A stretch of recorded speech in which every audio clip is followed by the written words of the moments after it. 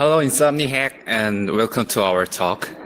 We are Team Pwnhub, seriously not Pwnhub, and I'm Jisub Kim. Thank you for inviting me, and thank you for attending our talk.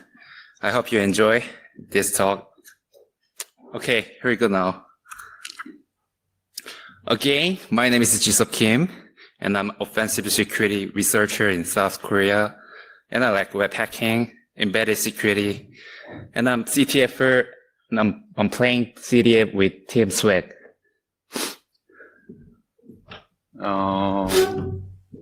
Also, my name is Kanghyun Choi. So same teams play the CTFs, like Pwnhub. Well, so done. That's it. Okay, today we'll talk about the overall IoT Hub exploitation process from getting firmware and root trail of multiple IoT Hub to countermeasure. First, introducing the IoT Hub. You guys, do you know what is IoT Hub?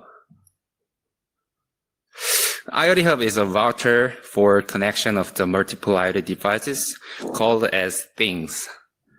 IoT Hub can connect and control things more quicker and easier. And it is used to construct a smart home network or automated smart factory. So why we hack the IoT Hub? According to the Forbes, the IoT market continues to grow, but it's going to be a lot of trouble to manage all of things one by one.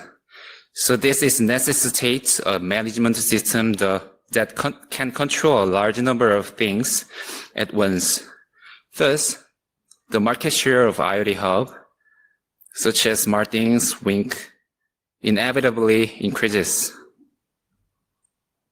And Hub is also a platform designed to manage all our IoT devices at once.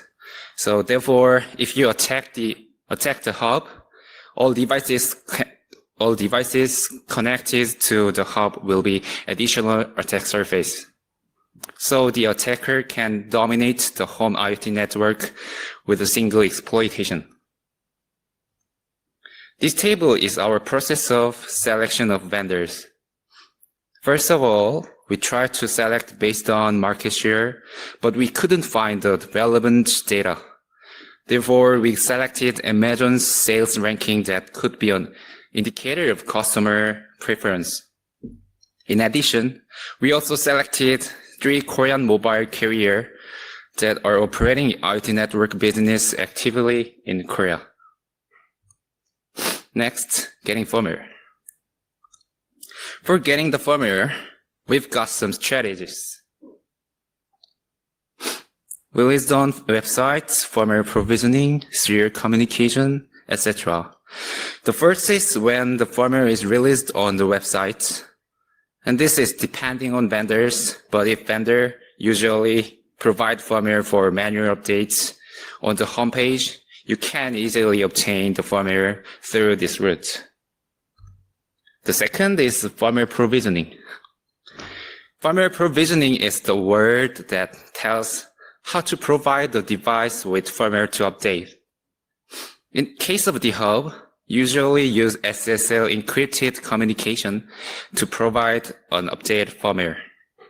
So you have a virtual SSL authentication server between the updated server and Hub, and you can intercept SSL communication to obtain firmware during firmware update. Lastly, serial communication, such as JTAG, UART, it is mainly used for debugging embedded systems. To extract the firmware through serial communication, you must either connect it to the custom shell or send commands to the chips. However, with more embedded device security, most embedded devices have not been able to extract firmware in this way alone. So we have 2 alternatives. And those are disordering and side channel attack.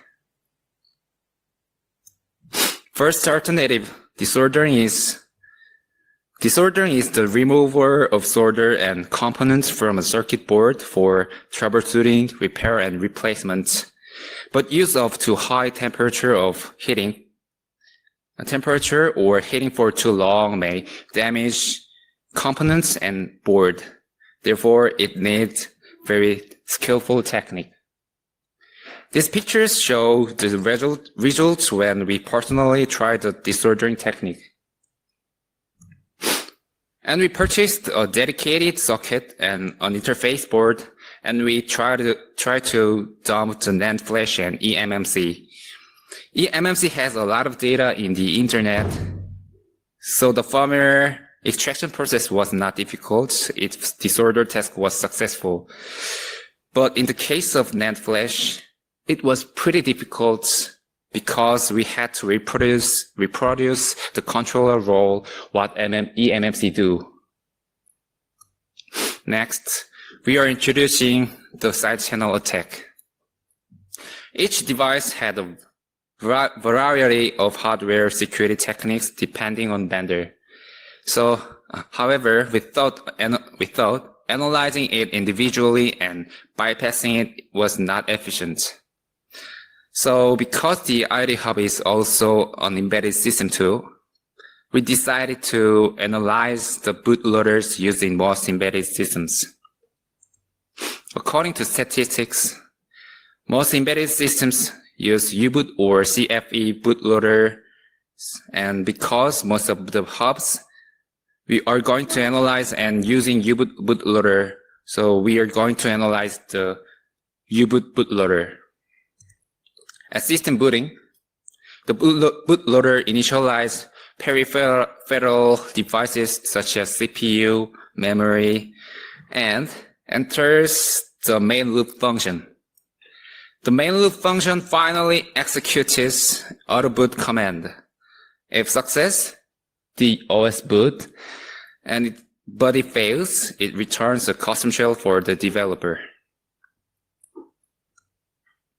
When autoboot command is executed, the physical memory map is overridden by Linux kernel. If an error occurs, autoboot command function returns the value without running the kernel. But the main loop does not handle the return value when the exception occurs in there. So CLI loop function is run sequentially and U-boot falls back to the custom shell.